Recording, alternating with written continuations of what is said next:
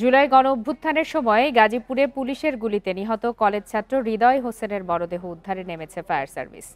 আন্তর্জাতিক অপরাধ ট্রাইব্যুনালের আবেদনের প্রেক্ষিতে এই উদ্ধার অভিযান শুরু হয়। দুপুরে তুরাগ নদীতে উদ্ধার কাজ শুরু করে ফায়ার সার্ভিসের ডুবুরি দল।